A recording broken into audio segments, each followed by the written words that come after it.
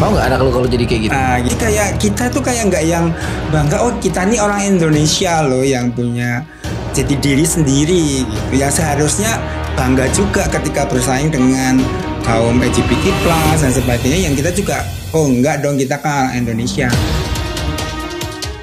Assalamualaikum warahmatullahi wabarakatuh. Waalaikumsalam warahmatullahi wabarakatuh. Lucky Pet Channel masih terjaga di tengah kancah berpacu dalam dakwah. Di era kenakalan remaja yang semakin kehilangan arah, yang kita semua nggak mau kalau nanti mati tiba-tiba. Biar mati nggak kosong-kosong amat. Di luar ekspektasi saya kalau kasihnya bakalan ngasih begitu. Sehat kasihnya ya. Alhamdulillah, semoga Bang Fed dan teman-teman di Lucky Pet juga. Alhamdulillah Kak, sehat semua Kak. Cuman kadang tadi dibisikin ada yang kantongnya nggak sehat. Saya bukan. Kasihnya, ini kan kita waktu itu udah bahas masalah LGBT ya. Lesbiansnya sudah, terus berpisahnya lesbian dari gay sudah, gaynya juga udah. Nah sekarang masuk ke biseksual kan? Biseksual ya. Biseksual ini juga yang saya lihat hari ini bukan cuman karena memang berdasar dari diri dia sendiri ya, tapi karena memang entah ada dorongan apa, entah faktor apa yang akhirnya seseorang akan menjadi biseksual. Nanti kita akan bahas sama kasihnya di sini. Siap. Tapi yang pertama ini Kak, mungkin yang mau saya tanyakan, biseksual itu secara arti itu apa Kak? Arti detailnya Kak? Jadi kan di yang sebelumnya udah dibahas tentang orientasi dan tindakan ya. Yes. Kalau secara orientasi ini kita membahas orientasi. Jadi seseorang yang hasrat seksnya itu tertarik pada dua jenis kelamin. Oke. Jadi tertarik pada lawan jenis dan sesama jenis. Nah, cuma nanti ada persentasenya tuh Bang. Jangan sampai Bang Fed keliru bahwa oh kalau biseksual itu otomatis 50-50, itu enggak. Jadi ada yang kecenderungannya. Misalnya ada yang 90-10, ada yang 70-30. Misalnya 90-nya ke jenis kelamin laki-laki sesama jenis misalnya. Masih ada ketertarikan ke perempuan tapi minim gitu. Tapi masih ada ketertarikan ke jenis kelamin perempuan. Ada yang memang 50-50 seimbang gitu. Itu ada. Jadi biseksual ini kalau secara orientasi atau hasrat seks itu nanti ada prosentasenya, arahnya kemana gitu. Jadi nggak otomatis seimbang itu enggak. Kalau tindakan, nah ini nih kalau tindakan agak repot ya. Intinya kalau mau dikatakan bahwa tindakan itu dikatakan biseksual, ya berarti dia bisa melakukan seks ke dua-duanya gitu. Tanpa ada prosentase. Maksudnya kita nggak membicarakan oh dia prosentasenya 50% ya laki-laki, enggak, intinya 50% ke perempuan enggak? Secara seks dia bisa melakukan ke lawan jenis, ke sesama jenis. Itu kalau ke tindakan. Ya kurang lebih seperti itulah untuk perbedaannya antara orientasi dan tindakan. Tapi kalau kita makin masuk kayak misal nih, aduh mau nyontoin saya juga nyontoin ya. Ada teman kita gitu. Misal kita punya teman. Dia dalam satu sisi sebenarnya awal mula Kak. Awal mulanya itu dia menyukai lawan jenis. Lalu ketika saya maksudnya di sini heteroseksual gitu. Awalnya hetero. Ya, tertarik secara seks pada lawan jenis. Ya, nah, saya tanya sejak kapan lu kayak gini gitu. Ini maksudnya juga sama sesama jenis. Sesama gitu. Jenis. Dia bilang, jadi awalnya begini Bang, karena dari awal saya udah ngeliat teman saya ini agak beda gitu. Teman zaman saya kerja dulu. Akhirnya saya tembak, lu jangan kayak begitu. Maksudnya karena saya ngelihat dia sama teman saya yang lain lenje-lenje gitu, saya bilang jangan coba-coba begitu ke saya gitu. Karena saya orangnya refleksan, takut dia megang gini kesikut gitu kan. Kasihan juga gitu. Ya kalau kesikut, kalau ke yang lain. Akhirnya saya tanya tuh sama dia, sejak kapan kayak begini? Ternyata Kak, kalau dia cerita itu dia main kertas-kertas yang ada apa ya, Barbie yang kertas tuh iya, yang copot pasang gitu ya, ganti gitu. Nah itu mainnya sama cewek semua, tapi saya ngelihat teman saya pun atau saya waktu kecil dulu pun pernah main itu, tapi nggak yang sampai akhirnya dia lebih nyaman bermain dengan perempuan. Dia bilang awal saya memang nyaman sama teman-teman perempuan, lalu ketika saya mulai kondisi udah balik, itu dia tinggal di salah satu kos yang bareng teman-temannya cowok semua Kak. Ketika dia sakit diperhatiin. Care banget namanya kita sama temen kan. Kayak misal Barry lah gitu, Pet, gue kerokin dong. Kita sebagai temen gue sini gue rokin gitu. Cuma penerimaan dia beda gitu. Kok laki-laki baik banget gitu. Ketika tidur mulai meluk kok mulai nyaman gitu. Saya bener-beneran saya tanya gitu. Terus sampai saya tanya, terus sekarang lu top apa bottom? Dia ngakunya bottom. Bottom. Berarti cewek aneh gak biasa gitu kan? Ya sebagai yang disodomi kalau menyebutnya sodomi. Kira saya tanya berapa persen lu udah mulai suka sama lawan jenis lu? Sesama jenis? Sesama jenis sekarang udah full sama jenis dia. Iya. Sekarang gue tanya sama lu, bro, lu tuh ganteng gitu, lu punya badan atletis bagus gitu, bersih. Kenapa lu nggak suka sama perempuan? Bener kata Kasino pernah bilang, kalau laki-laki yang gay ngelihat perempuan itu kan mau muntah rasanya. Bener nggak? Itu saat itu saya paksa. Meskipun saya tahu pacaran nggak boleh dalam Islam gitu ya, tapi untuk menyembuhkan dia prosesnya, lu pacaran deh sama si itu tuh, dia tuh suka sama lu. SPG itu suka sama lu, pacaran aja dulu saya bilang. Ya bang, soalnya saya ngobrol sama dia, sejatinya dia mau berubah kak. Aslinya tuh dia nggak mau kayak gitu. Dia tahu fitrah juga. Rumah dia dekat pondok pesantren waktu di Jawa gitu, dan dia banyak dengar tentang gue tahu bang, dia sampai ngomong gue tahu memang dalam agama ini nggak boleh gitu. Tapi untuk menyukai itu gue rasanya berat. Nah berarti ketika dia ada di posisi itu, dia masih full gay, belum biseksual. Iya, dia kalau ceritanya yang diceritakan Bang Fet ini itu dia masuknya ke murni dalam tanda kutip homoseksual tuh. Karena orientasi seks itu kan arahnya mau kemana. Nah kalau dia kan ke lawan jenis sama sekali nggak ada kan. Kalau di laki-laki ditandai, minta maaf ya pemirsa, ditandai dengan kalau di laki-laki penisnya ereksi gitu kan, konak gitu. Nah itu tuh tandanya, bukan masalah oh aku seneng sama dia loh, enggak. Jadi arah hasrat seksnya dia. Oh jadi bukan sekedar hanya seneng aja? Bukan tuh, beda. Jadi kalau yang datang ke Peduli Sahabat misalnya, Pak saya biseksual, saya konfirmasi dulu. Abang, ini misalnya laki-laki yang datang Bang, abang kalau melihat laki-laki yang disukai atau perempuan yang disukai, ereksi apa enggak? Enggak, berarti itu bukan. Kalau bukan berarti dia beda itu, namanya suka, cinta kasih, enggak sampai ke hasrat seks. Nah, kalau yang definisi sekarang orientasi seks itu ya arah hasrat seks saja, nggak ada hubungannya dengan saya suka sama dia, mencintai atau tidak, enggak. Jadi with atau without tadi love gitu. Jadi arahnya ke orientasi seks. Nah kalau yang dibicarakan Bang Fet tadi temennya itu dia homoseksual, pure itu ya. Berarti urusannya masalah ini aja, masalah seks aja kayak. Ya di ajaran cek, tapi dia mungkin masih menyukai perempuan, menyenangi perempuan, tapi nggak berhasrat. Gitu. Ini mungkin kalau teman saya ini nonton dulu hampir setiap hari, karena kita satu kerjaan, setiap hari saya tanya berapa persen lo kenaikan sama perempuan. belum bang, karena saya care sama dia kak. Dari kita ngobrol tuh saya bilang saya sebenarnya benci sama yang lo lakuin, bukan sama orang ya. Karena kita nggak membenci orang, tapi kita benci apa yang jadi yang dilakukan gitu.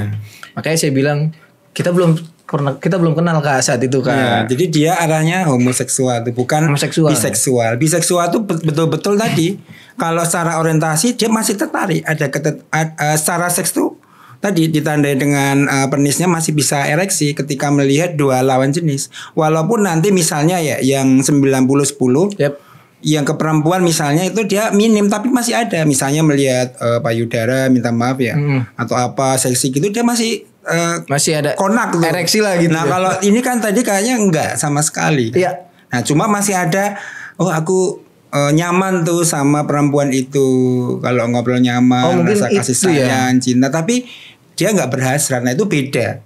Bedanya di situ ya kayak. Ya di luar itu dia bukan biseksual berarti, tapi homoseksual. Sejijik kita ketika ngeliat ada laki-laki yang telanjang bulat di mata kita begitu ya, kalau buat untuk orang-orang yang normal ya. Untuk hetero misal saya untuk hetero iya. Kalau ngeliat laki-laki misal nih, ini Cang Adam nih telanjang bulat depan saya suruh pakai baju. Pakai baju lu geli banget ngeliatnya kan gitu pasti kan.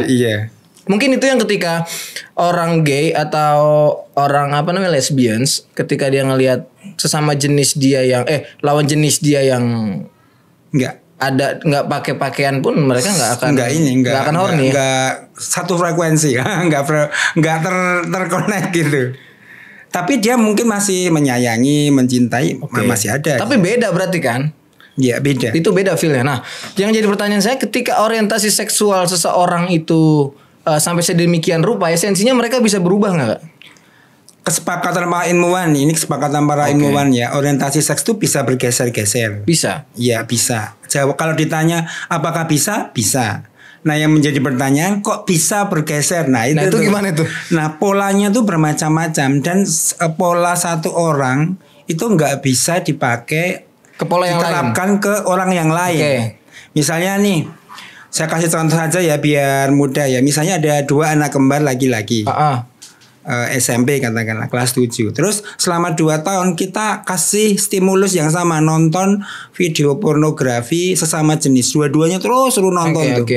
Nah bisa jadi yang dua-duanya awalnya heteroseksual, 2 tahun kemudian yang satu menjadi biseksual, yang satu tetap heteroseksual. Nah itu kenapa tuh? Kenapa bisa begitu Pak? Nah itu tuh. Jadi polanya tuh macam-macam. Jadi seseorang bisa ke biseksual yang awalnya heteroseksual misalnya, itu bisa karena kebiasaan. Jadi kita punya klien yang karena dengan perempuan takut hamil ya, akhirnya dia dengan laki-laki dia sebagai yang topnya, sebagai dia lakiannya. Nah, sebagai yang istilahnya kalau disodomi menyodomi, dia yang menyodomi itu. Nah tapi setelah 6 tahun dia melakukan, mulai timbul tuh ada hasrat seks yang sebelumnya nggak ada. Hasrat seksnya untuk ke laki-laki juga. Yang awalnya ke perempuan, terus dia nge-seks hanya sebatas pelampiasan tadi, terus dia kemudian mulai tergeser, mulai ada hasrat ke laki-laki dan ke perempuan. Nah seperti itu. Jadi polanya tuh macam-macam. Ada yang saya punya klien ketika dia kelas 4 SD, laki-laki ini, itu dia melihat bapaknya, dalam tanda kutip saya kurang tahu ya, karena intinya ketika dia mengintip itu atau melihat bapaknya sedang melakukan hubungan suami istri dengan ibunya. Nah ibunya itu teriak-teriak. Nah saya kurang tahu intinya di kepalanya dia, oh ternyata seks itu menyakiti ibu saya, menyakiti perempuan. Nah akhirnya yang tertanam dalam otaknya dia, seks dengan perempuan itu akan menyakiti dia. Nah ketika dia tumbuh dewasa, dia tertarik secara seks pada perempuan, tapi seksnya sama laki-laki. Karena dia punya memori itu belum selesai di kepalanya. Belum selesai tuh. Jadi bahkan waktu itu ketika kena sama saya, kasih nyium boleh nggak? Aku nyium bibirnya aja deh sekali gitu. Nyium bibir saya apa kasih nyium? Jadi bibirnya saya gitu. Terus kakak bilang apa? Boleh apa enggak? Enggak. Nah maksudnya seperti itu. Jadi polanya itu bermacam-macam. Nah cuma kalau misalnya mau diambil rata-rata tuh, ya tadi memang satu bisa jadi karena memang pola didiknya dia sudah ada ketertarikan dua-duanya, atau memang tadi mengalami stimulus yang berbagai macam ragam tadi. Salah satunya ya termasuk uang. Jadi uang. Ya berhubungan dengan hati-hati nih yang ekonomi itu. Nah, ekonominya rendah. Saya kasih contoh ya. Klien saya ini punya istri di Jabodetabek ya, di Jakarta lah. Anaknya 1, nah dia mengambil S2 di salah satu kota. Nah qadarulahnya kehabisan uang. Nah kan dia bingung nih gimana nih mau untuk bertahan hidup dan sebagainya. Dia buka jasa sleep call. Apa sleep call? Nemenin tidur. Nah, maksudnya nelpon doang tapi. Nemenin tidur maksudnya bukan tidur ini. Jadi bisa di kafe, bisa apa. Pokoknya sampai dini hari sampai dia ngantuk lah. Ketemuan gitu Kak? Iya bisa ketemuan. Kirain saya sleep call itu karena teleponan, nemenin teleponan sampai tidur. Jadi janjian itu sebetulnya. Nah itu kan kalau di Jabodetabek 500.000 ya. 500.000 guys. Berapa jam itu Kak? Sampai jam dini hari gitu. Nah jadi kepikiran dia ya cari seseran. Nah dia mencari yang laki-laki. Kenapa? Masuk logika, karena kalau dengan perempuan nanti dikira selingkuh. Khawatirnya akan menjurus ke sana gitu ya. Iya, nanti dan orang juga, itu ngapain tuh di kafe, jangan selingkuh gitu. Nah, ketika ketemu tuh sama yang kliennya tadi yang laki-laki ditawari, "Bang, mau nggak kalau kamu aku oral seks lewat mulut?" Oke. Itu tambah 200.000. Jadi 700. Nah, kalau kamu mau menyodomi aku ngefuck kan berarti itu tambah 300.000. Sejuta kan? Oke. Setiap malam. Every night. 25 hari, 25 juta guys. Laki pet. Setara malah pendapatan laki pet gitu. Iya, setara sedikit gitu ya. Nolnya dikurangin. Oke, gitu tuh. Atau saya punya klien, dia punya istri, belum punya anak waktu itu. Itu ditawari sama temennya, "Bang, kamu mau nggak aku oral seks?" "Oh, jijik kamu, homo, aku nggak mau," gitu. Tapi dia mencoba sekali dan ketagihan. Karena kan memang secara natural perempuan tuh jijik untuk melakukan oral seks. Kecuali secara alami jijik itu. Itu kayak binatang gitu. Tapi kalau mau melakukan karena sayang sama suaminya. Beda sama laki-laki ya. Nah, ketika dia mencoba, nah ternyata arahnya ke uang. Karena dia minta maaf ya, badannya gede, kalau di dunia gitu masuknya ke bir gitu ya. Oke. Badan bagus atletis. Gambarnya gitu. Ini tuh ya. Beruang, tangan beruang tuh lah gitu tuh. Nah itu. Itu akhirnya dia masuk di komunitas kaum gay dan menjadi semacam seleb gitu. Seleb gaynya dia. Dia sebagai yang laki-lakinya. Dia nggak mau disodomi, nggak mau dia. Dia tapi dia yang menyodomi. Di oral atau menyodomi. Nah, itu melakukannya, minta maaf ya kalau dia karena di kos-kosan gitu ya. Ini enggak, dia di hotel bintang 4, hotel bintang 5. Nah, suatu ketika dia ketemu sama make up artist tuh. Oke. Nah, itu karena cocok ditawari, "Bang, mau nggak kamu jadi pasangan tetapku? Saya kasih rumah seharga 1 miliar." Tinggal di rumah seharga 1 miliar. Seharga 1 miliar. Jakarta. Iya, jadi maksudnya tuh sekarang sudah sampai ke ekonomi gitu yang nah itu. Jadi polanya tuh macam-macam. Salah satunya ekonomi tadi. Yang kemudian yang awalnya kan punya istri, punya anak, jadi akhirnya ke jadi bergeser orientasi seksnya. Jadi polanya itu nggak bisa kita pasti seperti ini, enggak. Berarti yang tadi yang sempat kita bahas bahwa yang sebelumnya kita bahas orientasi seksual seseorang itu bisa bergeser sesuai. Iya, kalau ditanyakan bisa bergeser, bisa jawabannya. Nah, cuma polanya seperti apa? Nah, itu yang masih menjadi bukan perdebatan ya, diskusi para ilmuwan. Diskursus ya. Seperti apa ini? Yang paling banyak, karena kan kita lihat juga di lapangan ini bahwa beberapa kali saya ngobrol sama Dr. Dewi Inong Irana itu SPKK terkait masalah pasien beliau. Ada pasien beliau yang saat itu orang menengah ke bawah justru. Bahkan kalau dibilang kurang mampu ya kurang mampu gitu. Tapi justru si pelaku yang tadi kurang mampu ini dia menyebarkan virus atau apa sih kalau itu penyakit kepada istrinya gitu. Iya. Saya lupa kisahnya beliau. Entah karena beliau, kalau nggak salah beliau jajan waria gitu. Iya, kalau seingat saya tuh saya kan juga. Oh, kakak juga sempat ceritain sama dokter Inong. Jadi sering ngobrolan terus. Saya masih ingat tuh. Jadi itu tuh pakai gerobak sampah kemana-mana karena memang kerjanya gitu ya. Nah, sama istrinya sama anaknya tuh. Nah, itu penyakitnya sampai anaknya waktu lahir itu hilang batok kepalanya ya gitu ya dan wafat. Nah, itu ceritanya istrinya kan hamil. Nah, otaknya pikirannya dia itu kalau pas orang hamil itu nggak boleh tuh melakukan hubungan intim gitu. Nah, akhirnya dia nyarilah ke, minta maaf ya kalau di Jabodetabek kan banyak tuh waria-waria di pinggir jalan gitu. Sesama laki-laki yang menjajakan diri gitulah dengan harga yang murah.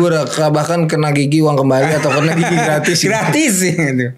Nah, akhirnya dia melakukan itu dengan sesama jenis. Dia yang sebagai topnya yang di oral dan yang menyodomi gitu. Nah, akhirnya kena penyakit tuh. Nah, dia tobatnya seingat saya dari ceritanya Mbak Dewi Inong tuh ketika menyodomi waria buang angin keluar kangkung karena kan mungkin sudah rusak gitu ya katupnya itu ya untuk itu.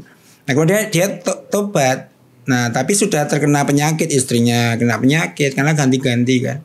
Jadi itu tuh karena pola tadi. Kalau ini karena ketidaktahuan. Ketidaktahuan, dipikirnya padahal kalau setahu saya nih kalau itu bahkan memudahkan untuk nanti melahirkan ya di atas 6 bulan. Kalau misalnya sering-sering ditengokin kalau bini udah agak tua gitu. Nah, di atas 6 bulan itu bahkan memudahkan untuk kelahiran. Proses kelahiran. Nah, ini kan berarti polanya bukan uang, bukan ini, tapi karena ketidaktahuan terus dia melakukan gitu. Jadi macam-macam. Tapi kalau kita lihat ketidaktahuan, oke.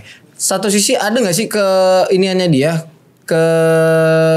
ketergantungan, bukan ketergantungan, rasa orientasi seksual dia sama yang sesama jenis, karena kan dia tahu sebenarnya waria yang lagi dia nikmatin ini laki-laki sejatinya gitu. Iya, ya tadi lama-lama bisa bergeser. Saya kasih satu klien lagi ya. Boleh. Jadi ini minta maaf nih berhubungan dengan aparat. Oke. Kalau dulu saya takut karena ketika Panglima TNI dan Polri mengumumkan bahwa di TNI dan Polri pun ada, nah saya berani nih. Jadi aparat dia angkatan laut, istrinya anaknya 2, istrinya 1. Nah dia lebih memilih hidup bersama waria di salon. Oke. Kenapa? Itu jadi yang cerita istrinya ke kami yang jadi kliennya itu karena ya semua dilayani, dia dapat motor, terus seksnya dengan berbagai variasi. Sementara kan perempuan karena tidak tahu seks ya, dan kemudian juga repot ngurusan dan sebagainya. Nah, seperti faktor itu. Lah gitu. Jadi si orang ini lebih memilih, si aparat tadi lebih memilih hidup bersama waria dibandingkan dengan istrinya, karena ya tadi. Berarti kan ini di sini ada motif ekonomi, ada motif kepuasan. Seks gitu ya. Jadi memang ya polanya bermacam-macam. Nah, itu nanti lama-lama bisa bergeser. Seperti tadi yang klien saya 6 tahun kemudian yang dia nggak tertarik sama laki-laki, awalnya ya cuma sekedar uang gitu, akhirnya jadi dia ada ketertarikan. Nah, itu tuh. Jadi orientasi seksnya bergeser. Seperti itu. Nah, kalau hari ini yang kasihnya lihat di sekitar kita ini, di tengah-tengah kita khususnya Indonesia gitu, atau ibu kota Jakarta lah, Jabodetabek, itu tingkat kenaikan LGBTQ TV 4K itu kira-kira menurut kasihnya gimana? Kalau itu susah ya mau di ini, karena kan di Indonesia itu masih banyak yang malu-malu, walaupun sekarang udah banyak yang open, sudah banyak yang coming out namanya gitu. Tapi masih banyak yang ditutupi juga. Nah, paling kita bisa melihat dari penyakit-penyakit yang naik terus tiap tahun. Gitu. Contohnya Raja Singa ya, sipilis. Abang nggak kena kan ya? Alhamdulillah. Nah, jadi sipilis itu bertingkat-tingkat kan? Iya. Sampai stadium 4 ya. Nah, kemudian tahun kemarin kalau seingat saya di salah satu kota itu Klaten ya, itu HIV itu naik 100% tuh. HIV naik 100%. Iya, jadi dilihat dari penyakitnya aja. Nah, kebanyakan pelakunya laki-laki dan laki-laki. Oke. Jadi memang kalau dilihat dari data penyakit kayaknya memang signifikan tuh naiknya. Gay berarti gitu. Yang lebih mendominasi terkait masalah karena memang kejahatan seksual ya. Kejahatan seksual itu didominasi laki-laki karena tadi urusannya laki-laki kan kantung sperma. Kantung sperma laki-laki penuh yang harus dibuang. Yang harus dibuang. Nah, kalau perempuan kan enggak. Kenapa lesbian itu jarang kan menjadi sorotan, betul enggak? Jarang, maksudnya dalam bentuk apapun itu jarang, paling sedikit, karena memang dia arahnya nggak ke seks dan misalnya penyakitnya juga mungkin bahkan minim ya, hampir dikatakan nggak ada gitu, minim. Ya HIV dan sebagainya dimulai dari laki-laki dengan laki-laki. Kemarin apa tuh cacar monyet kan laki-laki gitu. Jadi memang ya didominasi laki-laki. Itu cacar monyet dari laki-laki juga ya? Dari hubungan kemarin seksual waktu pandemi ya, yang nyebarnya kan di sesama jenis laki-laki itu. Jadi memang kalau dari data memang meningkat terus ya. Dan kalau dari yang datang ke kami yang konsultasi kan berarti juga menunjukkan kan, menunjukkan yang datang itu semakin banyak gitu. Itu kan berarti kita bisa melihat dari indikator itu bahwa memang di Indonesia pun sudah mulai bertambah banyak. Berarti kalau misalnya kita lihat kemungkinan besar ada kenaikan dari jumlah pasangan lesbians yang menaiki jumlah penyakit di Indonesia, Berarti secara tidak langsung akan ada peran dari seorang biseksual juga yang menularkan ini. Mungkin maksudnya ibu-ibu yang ini ya. Jadi ibu-ibu yang kena penyakit kanker serviks itu kan kanker serviks itu kan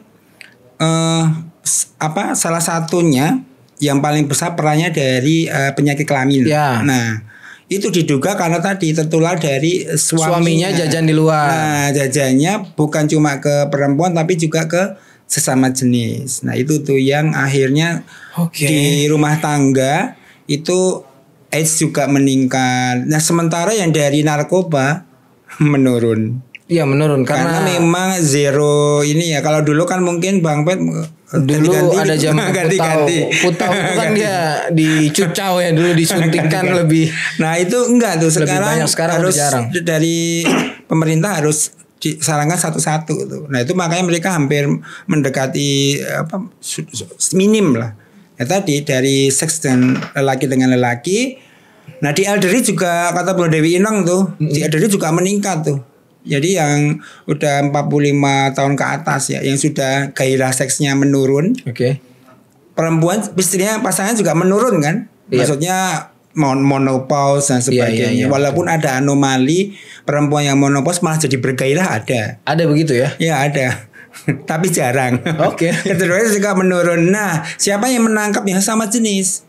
Jadi makanya di yang old, yang elder itu juga dia meningkat tuh penyakitnya seperti itu. Berarti jadinya jadi sugar daddy dia, tapi sugar daddy yang untuk yang sesama jenis. Iya dong. Iya. Jadi yang pemuda ini urusannya kadang masalah uang, masalah ini yang ini butuh hubungan seks karena kan memang dia masih mereproduksi tapi menurun. Iya, kalau tadi saya ingat Dr. Dewi Inong bilang bahwa ada anak-anak SMP, anak-anak yang baru balik, yang belum SMA itu jadi korban. Bukan jadi korban sebenarnya, mereka senang justru jadi simpenannya.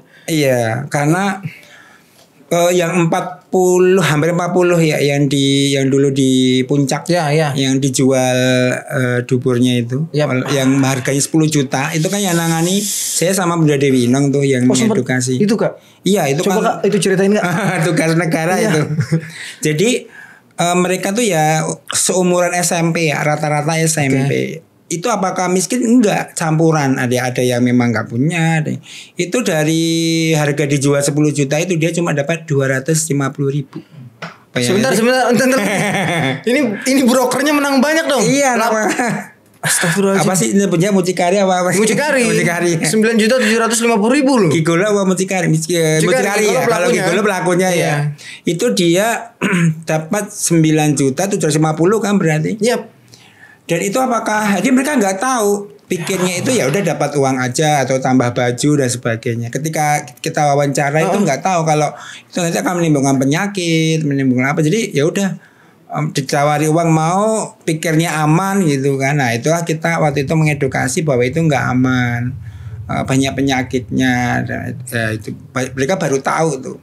Jadi ya apa sih anak-anak yang sedang grow up terus dia tidak diajari mengelola kantong sperma akhirnya bisa masuk ke situ ya. Setelah tergoda uang terus pengen coba-coba kepo namanya. Kalau zaman kita dulu kan stimulusnya nggak banyak ya. Tepatnya zaman saya sih.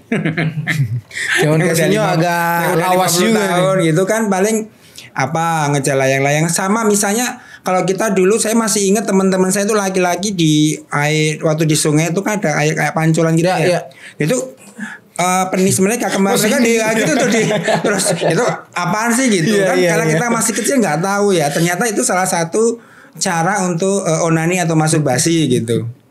Nah kan itu anak-anak desa yang nggak tahu belum banyak stimulus di era digital seperti ini kita kadang ada orang-orang yang grooming gitu ya menawari macam-macam dan dengan mudahnya gitu terakses dengan mereka sehingga ya tadi hanya kejadian yang 40 dijual ke duburnya itu. Tapi kalau menurut saya ya Kak, yang saya kurang informasi ya, kemungkinan ada kecenderungan mereka untuk menjadi karena pergaulan. Mungkin temannya punya iPhone, punya motor, akhirnya karena dia nggak bisa dapat itu dari kedua orang tuanya, mau nggak mau dia harus ekonomi kan akhirnya kan. Dengan udah dia tahu apa namanya gini poinnya. Dia udah tahu dia orang susah. Kita katakan dia orang susah, dia orang nggak punya, tapi dia berteman sama teman-teman yang atau melihat iya kan di televisi iya. Lalu mau nggak mau dia gimana cara gue dapat, akhirnya dengan menjual itu tadi. Nah, dari ke-40 anak tadi, ada nggak yang mereka tetap masih ada di lingkaran sana, Kak? Nah, waktu itu kami cuma bertugas untuk mengedukasi, meneruskan, karena memang itu kan tugasnya negara ya. Bahkan kita semacam kong-kali-kong sama orang tuanya, karena orang tuanya banyak nggak tahu. Aduh. Jadi itu kayak kita ngadakan kegiatan, sekolah tahu ini kegiatan sekolah kayak gitu, dikumpulin tuh mereka pakai seragam, tapi sebenarnya kita mengedukasi karena mereka termasuk di jaringan yang sekitar 40 tadi. Nah itu banyak orang tuanya nggak tahu tuh. Mereka sudah masuk ke situ. Nah kita nggak bisa ngetris kan, karena memang gini Bang Fed, dana untuk seperti itu tuh luar biasa. Nah ini kan masalah sosial. Nah saya sudah sering menyampaikan dari zaman Bapak Soekarno nih sampai Bapak Jokowi sekarang. Soekarno? Iya, dari Bapak zaman Soekarno, Presiden Soekarno. Presiden pertama? Iya, sampai sekarang Pak Jokowi. Sistem sosial itu kan bukan sesuatu yang asik diseksi untuk dijual ke masyarakat gitu kan. Jadi termasuk ini kan sosial kan. Yang harusnya kan dikeris tuh, ditemani terus. Agak kurang ya? Memang kurang. Kurang seksi soalnya. Enggak seksi sama sekali. Misalnya saya calon presiden, kalau milih aku nih jadi presiden maka sistem sosial akan saya perbaiki, nggak ada. Saya kasih contoh ya, kami pernah menangani itu di di anak-anak jalanan. Yep. Jadi kan jalan tol itu kan pekerjanya dari Jawa, dari Jawa Tengah gitu, Jawa Tengah, Jawa Timur, Kalimantan. Nah, kan rumahnya dia bawa istri bawa anak, tapi rumahnya sempit gitu kan, paling satu petak terus belakangnya dapur. Nah si anaknya itu melihat live hubungan suami istri bapak ibunya, jadi nggak perlu nonton bokep gitu. Nah kan kemudian dia nyontoh adegan itu ke teman-temannya yang cowok juga, baik yang cowok maupun yang cewek misalnya. Nah itu tuh yang nanganin siapa? Nggak ada. Kita juga dananya nggak ada, kita cuma visit gitu ya, mendatangi orang tuanya, mendatangi anaknya, kemudian kita edukasi. Cuma just it, nggak bisa lebih dari itu karena memang kita terbatas, terkendala sama biaya dan sebagainya. Jadi ini nggak tersistem gitu kan. Mestinya nih misalnya negara mau bikin jalan tol kan dipikirkan sampai ke sana kan. Ya, karena ini pekerjaannya gimana nih, kantong spermanya bagaimana gitu kan. Iya. Gitu. Jalan desa aja lah, nggak usah jalan tol. Jalan desa lebih seksi kan. Gitu. Nah kalau tadi saya ngeliat berarti kan ini akhirnya jadi PR bersama ya Kak. Baik. Yes. Kalau kalau secara misal bicara finansial kita akan serahkan ini ke negara gitu. Tapi secara moral gitu, kita umat beragama yang memang ngelihat ini tuh semua bertentangan. Entah itu agamanya apapun gitu. Iya, mestinya dimulai dari diri kita sendiri. Diri kita, kemudian keluarga. Kalau nanti mampu nyebar terus ke sana, karena memang kan belum ideal kan. Tapi kan nggak cuma ketika belum ideal terus udah diem aja gitu ya. Semampu kita, termasuk tayangan ini nih ya, gitu tuh. Supaya masyarakat tahu ternyata kita nggak sedang baik-baik saja. Negara ini sedang nggak baik-baik saja, termasuk tadi ternyata sekarang banyak orang yang nge-seks baik sesama jenis, lawan jenis maupun sesama jenis. Seperti itu. Ini maksudnya ini kan akhirnya generasi muda yang dirusak secara sistematis dengan orang-orang yang menyukai atau memiliki visi misi sendiri terkait masalah kebebasan hak dan asasi itu Kak. HAM kan biasanya gitu kan. Kalau misalnya kita mau bicara apakah ini ada yang mendalam dan sebagainya, mungkin udah masuk ke ranah politik ya. Tapi intinya itu tuh penyebarannya udah nggak main-main gitu. Contohnya ya misalnya kita lewat WhatsApp ya, LGBT+ itu kan di ikonnya pelangi dan sebagainya di media sosial. Kemudian misalnya kemarin waktu bulan Juni LGBT Pride itu ya LGBT Pride itu kan semua kan Yamaha, Honda, kemudian Oreo gitu, yang Suzuki, semua merek akhirnya bareng-bareng ngucapin LGBT Pride. Jadi itu kan kayak semacam apa sih, mungkin kalau mau diketahui ini Yahudi loh atau apa juga mungkin agak repot ya. Tapi yang kita hadapi, fakta yang kita hadapi seperti itu, bahwa arus itu demikian luar biasa itu. Nah, kalau memang bangsa Indonesia ini enggak punya jati diri seperti dulu lagi, ya akhirnya anak-anak kita akan kebingungan.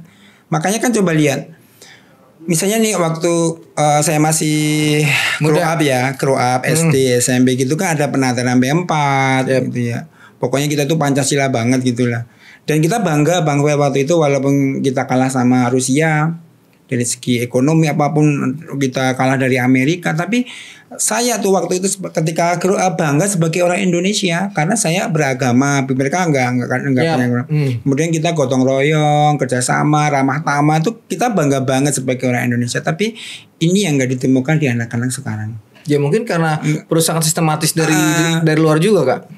Iya, tadi kalau sistematis kita kurang tahu ya, intinya yang dihadapi seperti itu tuh saat ini. Masif dan luar biasa lewat film, lewat jadi apakah memang di dalamnya itu ada yang mau gini, kita nggak tahu intinya. Arusnya demikian luar biasa. Nah, kalau kita nggak punya jati diri nih, nah ini PR-nya Pak Prabowo yang menjadi presiden besok ya.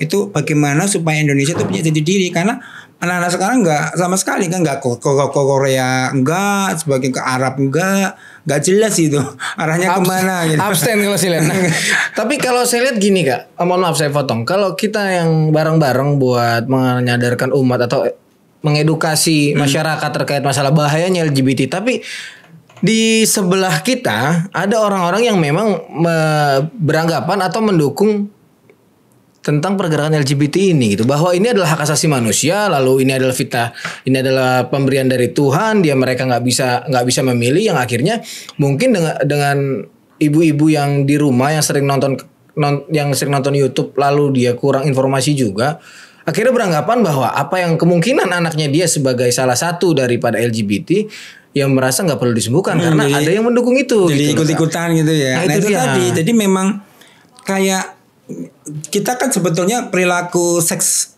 sama jenis ini ya, atau mau biseksual misalnya, itu kan sebetulnya sudah ada sejak dulu itu. Saya kasih contoh di Ponorogo tuh ada Gemblak sama Warok itu kan dia melakukan seks antar sesama jenis. Tapi ya udah nggak yang kemudian minta maaf terus kita tuh ayo kita harus punya gitu kan, enggak. Jadi kayak semacam gitu. Kayak semacam ya ada itu kayak lokal gitu, atau di Jogja misalnya di keraton itu ada beberapa, atau di Sulawesi ya, itu mereka kayak pernah dijadikan kayak semacam apa sih simbol apa gitu. Tapi kan nggak kemudian terus ini harus diberikan tempat gitu. Didukung. Nah itu tuh karena kita kayak sengaja sekarang itu kayak nggak punya jati diri sebagai bangsa Indonesia, akhirnya tadi kan ada yang pro karena ngikutin di barat, yang kemudian dimudahkan bersuara lewat media gitu. Jadi memang kayak kita tuh mana sih, coba saya di kita tuh hampir nggak ada sekarang saya lihat kayak penataan MP4 kayak zaman dulu, terus kewiraan yang kayak kita dulu gitulah, yang kita proud sebagai orang Indonesia itu bangga gitu. Nah itu enggak. Orang sekarang cenderung ya ke barat-baratan sebagian, tadi kan yang pro mungkin, tapi ada yang ke Arab-Araban sampai nama-nama semua dikasih. Kemudian ada yang ke sekarang lagi ke Korea-Koreaan gitu. Jadi kayak kita tuh kayak enggak yang bangga, oh kita nih orang Indonesia loh yang punya jati diri sendiri gitu, yang seharusnya bangga juga ketika bersaing dengan kaum LGBT+ dan sebagainya, yang kita juga enggak dong, kita kan Indonesia, sila pertama Pancasila, nah gitu kan gitu. Nah itu enggak ada Bang Fet. Jadi ya agak repot memang. Jadi memang tugasnya bersama tadi betul Bang Fet. Nah paling kita mau dari diri sendiri kan, jadi kita nggak punya kemampuan kan, ketua saya presiden. Nah dari diri sendiri, keluarga. Nah kalau sudah beres tuh, nah ini nih kita kan salah satunya ini kita memberitahu ke teman-teman ya, ke teman-teman yang lain, biar warning misalnya orang tua dan sebagainya gitu. Paling yang bisa dilakukan seperti itu. Kalau coba saya untuk mention terkait masalah bagaimana kita bareng-bareng untuk bukan melawan ya, akhirnya memahamkan masyarakat terkait masalah ini. Bisa nggak sih gitu ke Peduli Sahabat bersama kita, terus Dokter Inong juga, kita buat movement yang cukup masif di kalangan anak-anak muda gitu, bisa kayak mestinya? Iya Pak, ya tadi kalau bentuknya melawan misalnya anti LGBT, nah, kita lebih ke edukasi lah. Jadi kayak ribut gitu kan.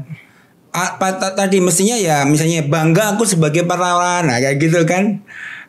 Aku bangga loh masih perawan. Putra saya misalnya aku bangga loh dari teman-temanku sekian teman-teman. Aku sendiri yang nggak pacaran. Maksudnya itu temennya yang lain pacaran, aku enggak. Nah, mestinya kan seperti itu kan, sesuatu yang bangga loh sebagai orang Indonesia. Nah, tadi memang semestinya ya. Nah, itu bisa aja kalau memang ada yang mengkoordinir. Dan gitu. itu memang juga berlaku bukan cuma buat umat Islam, tapi seluruh agama, karena mereka di agama pun akan menolak semua ya. Gitu ya. Setahu saya secara natural, secara alami orang pasti nggak akan setuju, pasti itu saya jamin awalnya. Betul nggak? Awalnya. Saya pasti nggak setuju kan, betul nggak? Yep.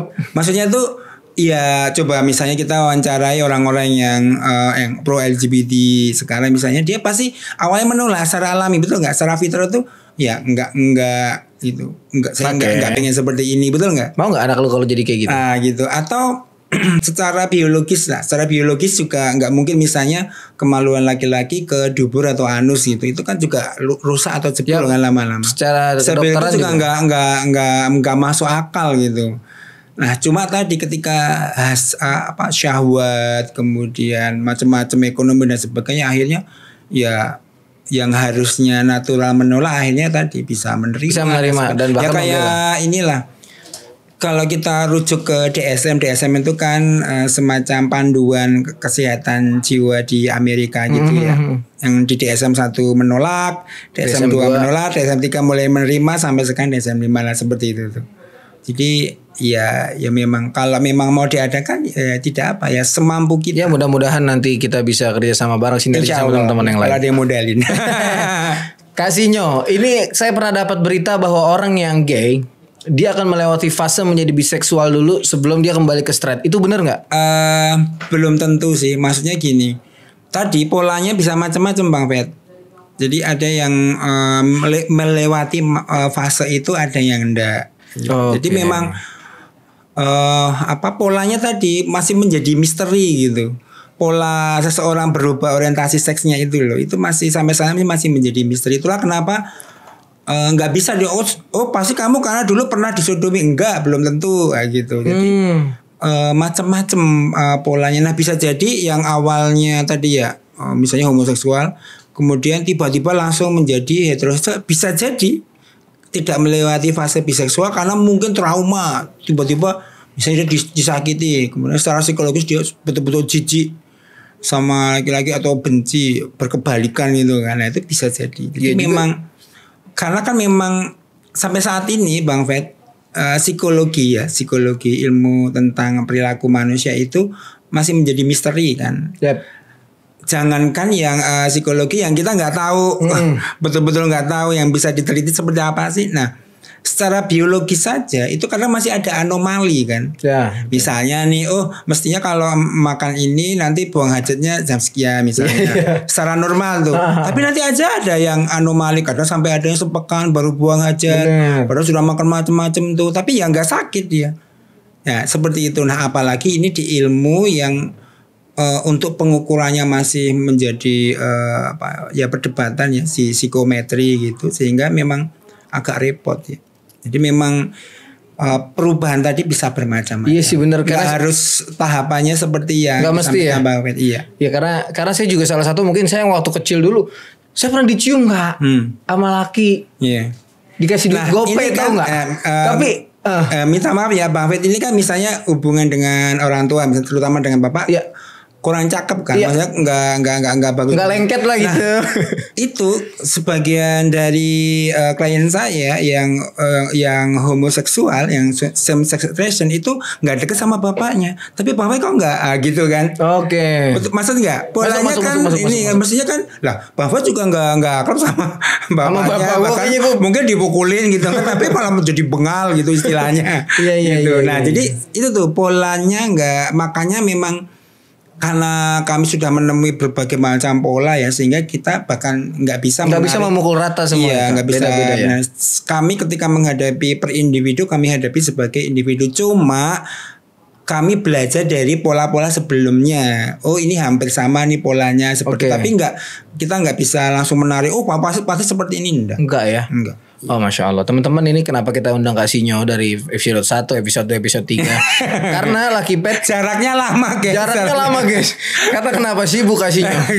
Satu ngurus sekolah, yang kedua ngurus kurikulum, yang ketiga inilah peduli sahabat. Kenapa kita mengundang Kak Sinyo? Karena selain kita bahas LGBT, kita mau mengembalikan teman-teman yang tidak pada fitrahnya lalu kembali ke fitrahnya, maka kita punya solusi. Jadi bukan kita cuap-cuap, tapi kita nggak punya solusi. Ya udah, gue suruh berhenti LGBT, terus gimana caranya gue gitu. Betul. Jadi gue ingat teman-teman, ketika ada beberapa video yang lampau, bareng Kak Sinyo juga terkait masalah bagaimana ketika dia sudah kecebur, lalu bagaimana baliknya. Maka ibarat orang yang mau naik ke atas genting atau ke atap, itu disediakan kayunya, tangganya, atau yang lain yang bisa dia menggapai ke atas gitu. Jangan tiba-tiba lu naik ke atas sono lu.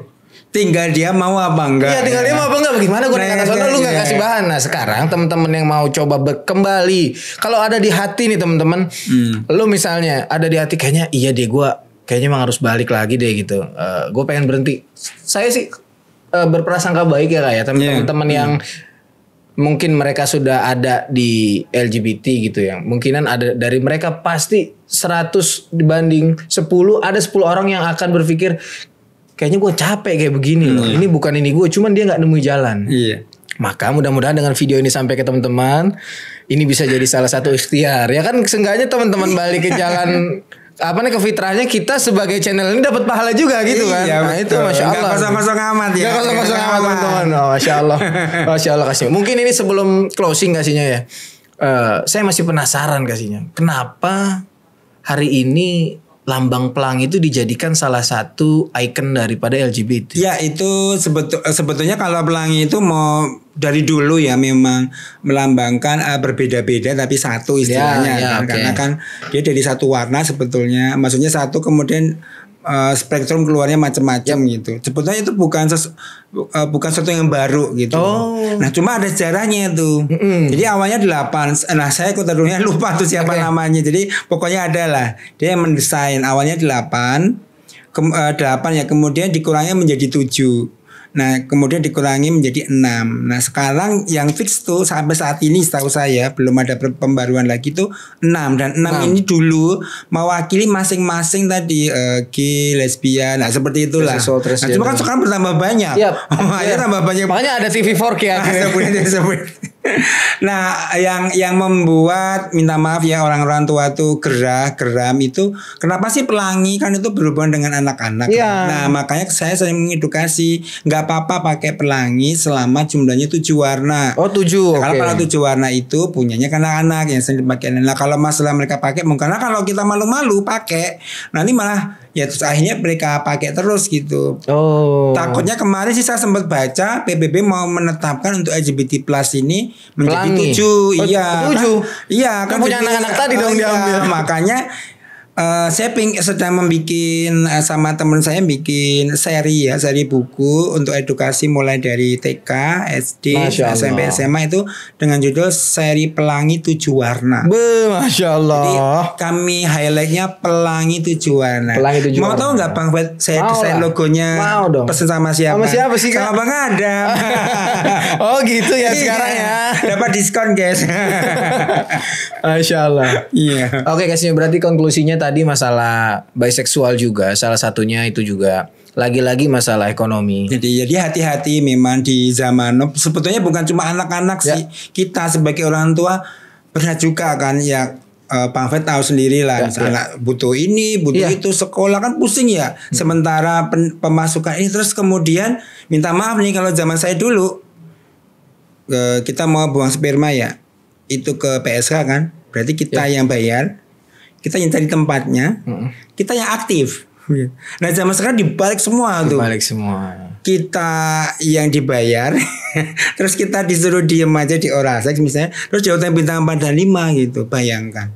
Itu kan ya kita nih laki-laki lagi butuh duit gitu, yaudah buang sperma dibayar gitu. Udah kan gua nggak main, diem aja gitu. Nah itu lebih mudah dipermudah ya. Iya, jadi memang bukan cuma putra putri kita, tapi juga diri kita.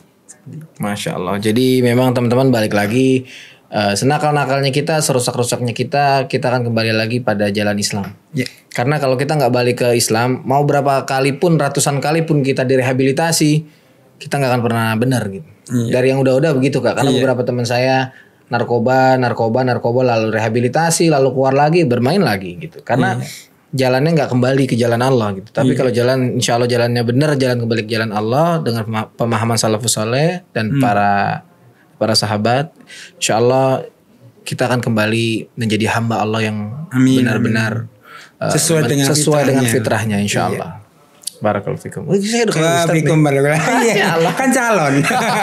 Oke, kasihnya terima kasih banyak. Sama-sama Bang Fet dan lagi Pet. Ntar kita lanjut lagi terkait masalah transgender ya. Iya. Wah itu insya Allah. Teman-teman jangan lupa like, comment, dan subscribe. Gue minta maaf kalau banyak kata-kata yang salah. Kita tutup dengan alhamdulillah. Jangan lupa di share ya. Gofet, kasih Nyoegi. Assalamualaikum warahmatullahi wabarakatuh. قد أفلح المؤمنون